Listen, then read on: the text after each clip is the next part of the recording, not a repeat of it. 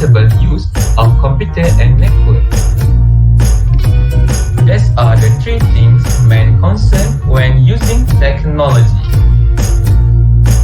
Now, let's continue with the further explanation and go deeper into privacy, security, and also ethics. Assalamualaikum warahmatullahi wabarakatuh, and hello everyone.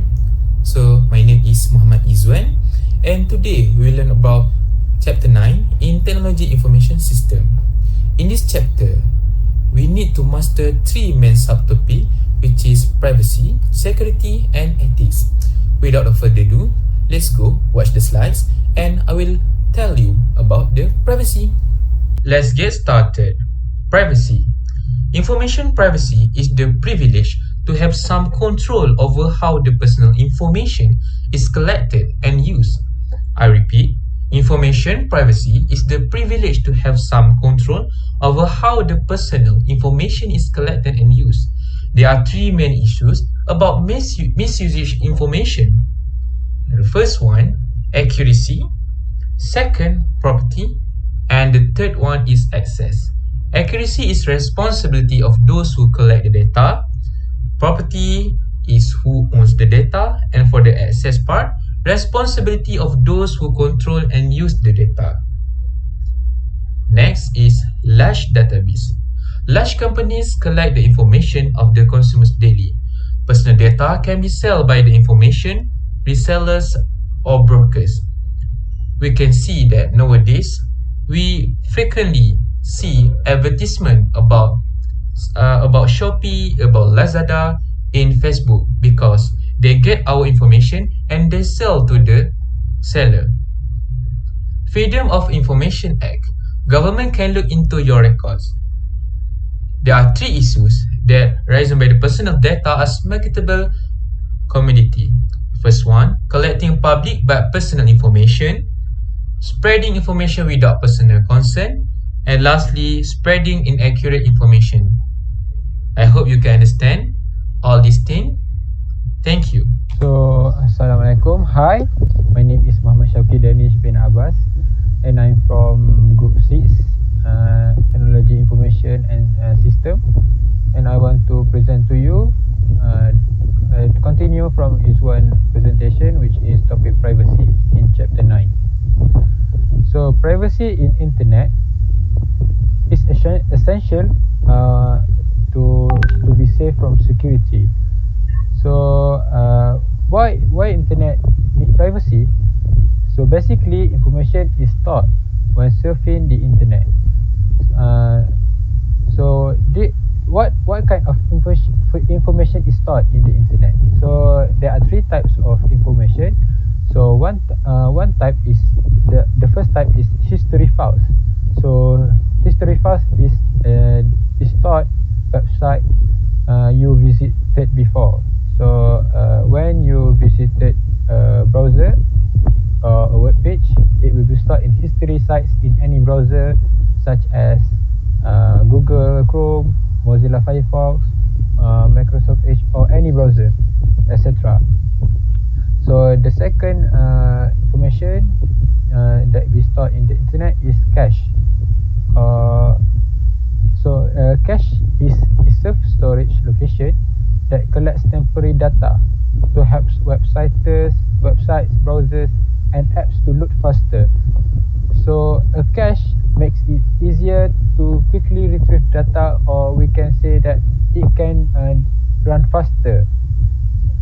It can easily access to data instead of re-downloading it every time you visit a website or open an app. So the last information is a cookie.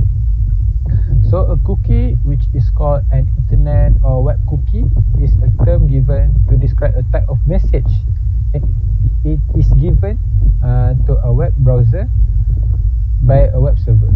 So the main purpose is to prepare customized web page or to save site login information for you.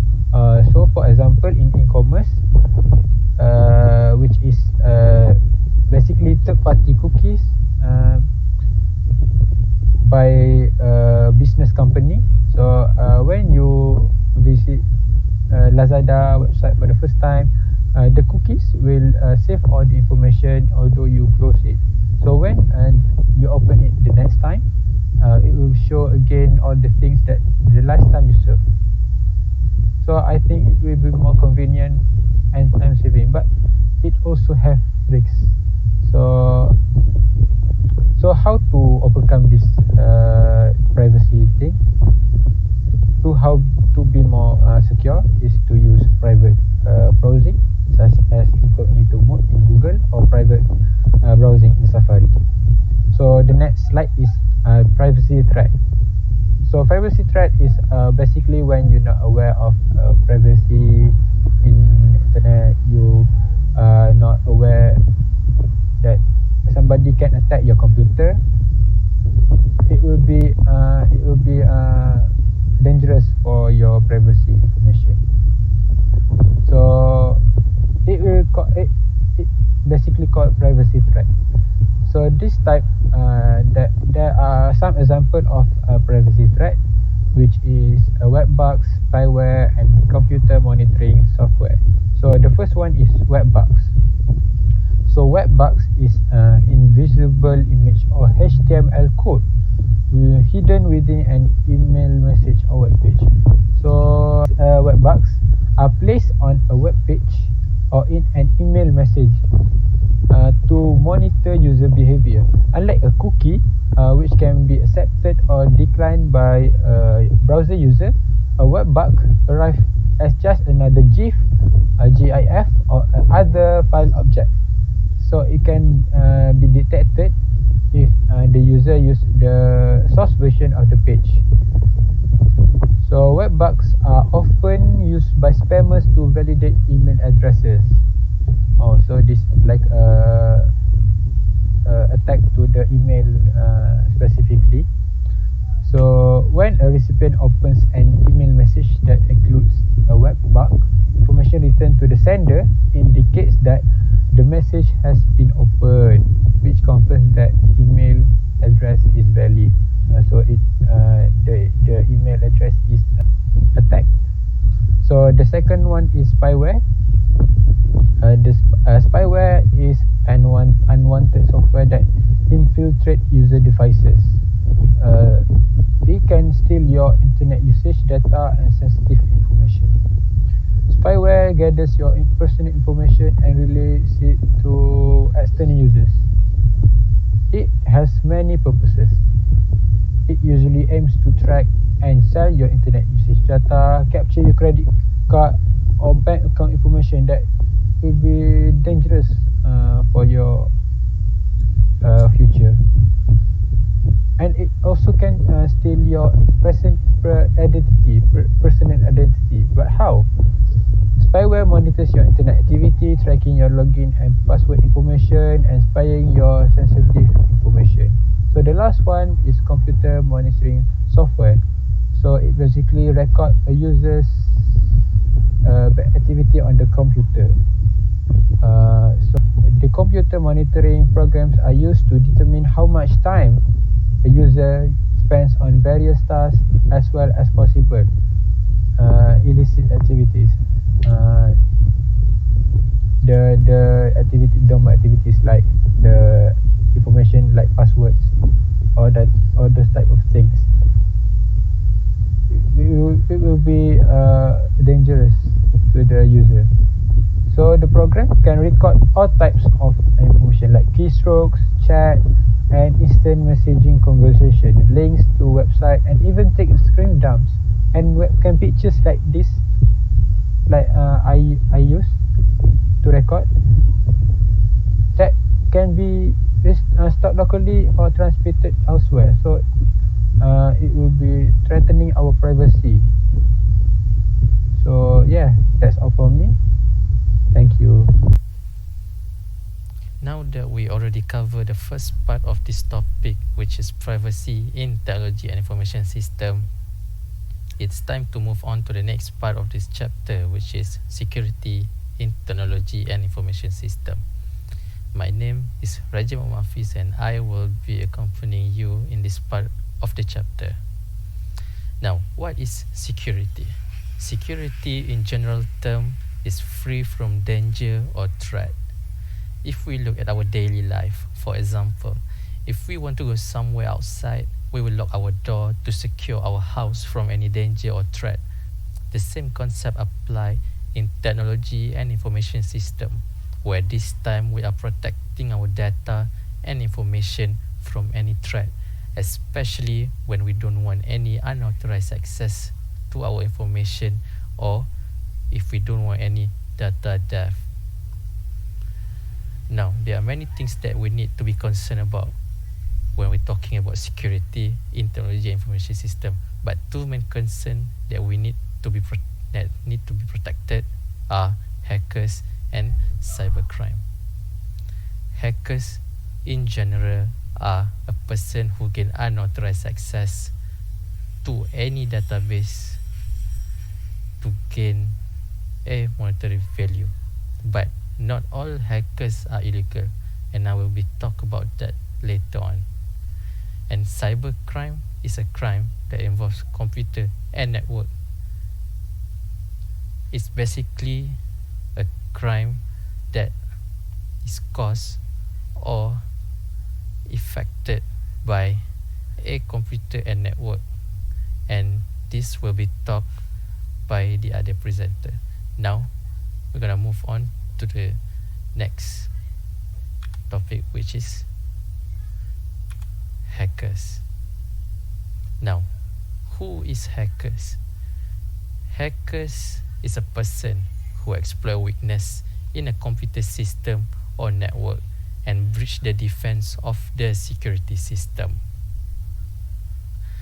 Now, they usually breach the network or any computer system to gain any information or data that they can get their hands on. But that's just one part of the story. Not all hackers are bad, and they are often identified based on the hat color. Now, there are two types of hacker: white hat hacker and black hat hacker. And the thing that separates both of them is the ethics. Now, white hat hacker is the ethical computer security expert or programmer who finds cybersecurity vulnerability in order to fix them. They usually work in an organization to find any weaknesses in their security or in their network, to patch them and to make it more secure. On the other hand, black hat hacker is a group of programmer or computer security expert who violates computer security for personal gains. They are the one who basically steal the data and information from the network or any other computer system to gain a monetary value out of it. They usually store the data and sell it to the other party, and this is what we call as a black hat hacker. This is also the most typical hacker that we see in the most culture or movie reference that you can find. Now, we'll go to the next part, which is cybercrime, that will be talked by the other presenter. The next thing that needs to be protected from is cybercrimes.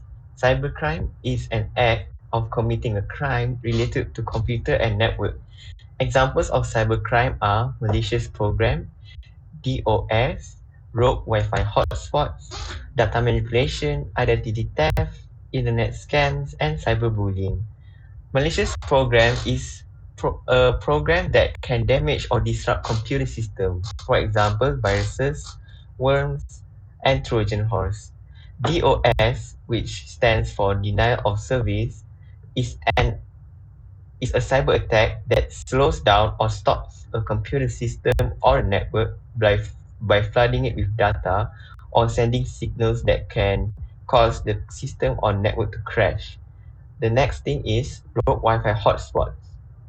These hotspots imitate free Wi-Fi to steal user information.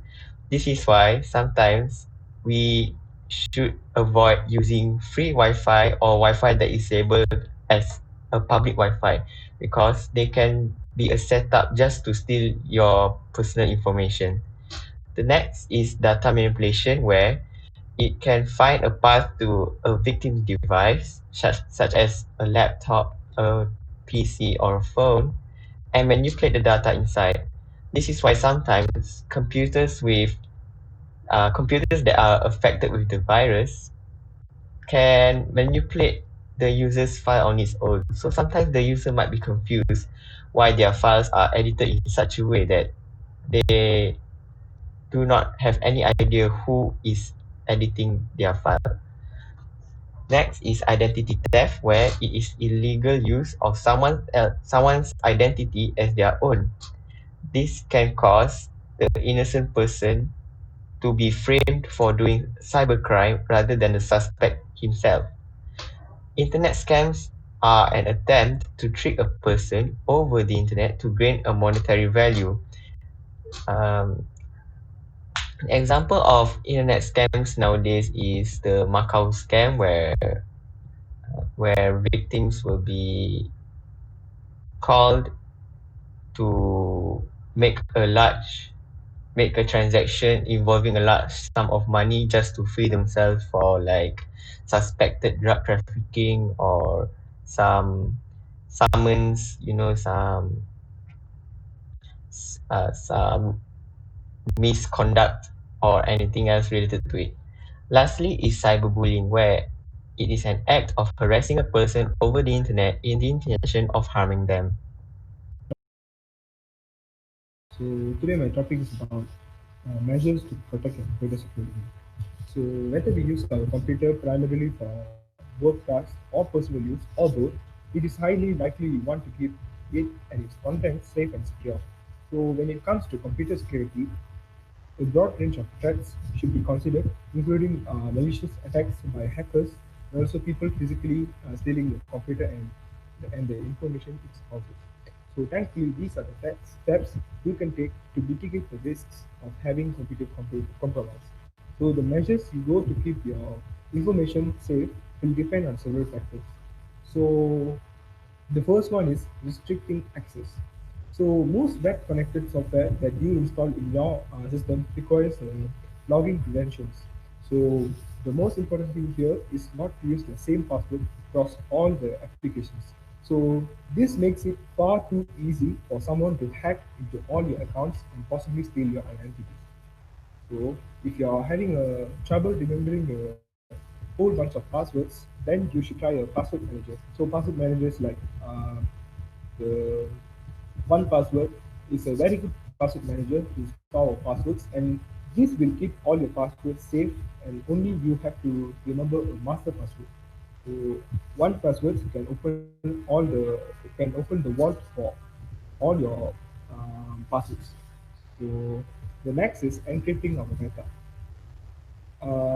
So the use of a virtual private network (VPN) when surfing the internet. So a virtual private network is an excellent way to step up your security. So especially when you're browsing online, so while using a VPN, all your traffic is encrypted and tunneled through an intermediary server in a separate location. So this masks your Internet Protocol IP, replacing it with a different one so that your Internet Service Provider (ISP) can no longer monitor your activity. So what's more, you can typically choose the server location based on your needs, such as getting faster speeds, and unblocking geolocked content. So, for example, if we want to view the movies in Netflix, the movies in USA, we can actually use a USA VPN to access the movies in USA. So additionally, a VPN can help you browse securely while using open Wi-Fi networks and access censored materials like Facebook in China. So the Chinese people cannot access Facebook. Their only social platform is WeChat. but then they are Chinese people in Facebook. How is it possible? This is because the use of the VPN. So next is ethics. So let me move on to the next slide. So ethics is a set of moral principles that govern the behavior of a group or individual. So that's basically ethics. Therefore, ethics is set of a moral principle that regulate the use of computer. So as a computer user, we should follow some of the ethics in order to be a good computer user. So some of the common issues of computer ethics include intellectual property rights, such as copyrighted electronic content, and also privacy concerns, and how computer affects the society. For example, while it is easy to duplicate copyrighted electronic content or digital content, computer ethics would suggest that it is wrong to do so without the author's approval. So while it may be possible to access someone's personal information on a computer system, computer ethics would advise that such an action is unethical. So it is unethical to be to violate the copyright issues. Okay, next is the use of unlicensed software or software piracy. So the use of unlicensed software is illegal, plain and simple. So downloading commercial software such as Adobe After Effects, Premiere Pro, Photoshop, and all kinds of commercial softwares is unethical, and as it is the virtual equivalent of stealing. So we are technically stealing the softwares from the company. So piracy is the theft of intellectual property, and it is no more acceptable than the shoplifting. Okay, so it's both equivalent. So the software piracy costs the software industry billions of dollars each year. So it is really an unethical thing to uh, use the unlicensed software and violate the software acts. So next is plagiarism. So plagiarism is a big topic among students, especially the university students. So plagiarism is, in its most basic terms, is the act of copying the work of others and passing them off as your own. So this violates the author's right to the ownership of the work, which is the fundamental moral right. So in academic circles, plagiarism is considered to be unethical behavior, and the perpetrators may be subject to sanctions, including expulsion from their institution. So if you basically do the plagiarism, you'll be either uh, expelled from the institution or given a penalty or given zero as we follow our UTM codes of conduct. So that's all from me. Thank you for watching the presentation and see you guys.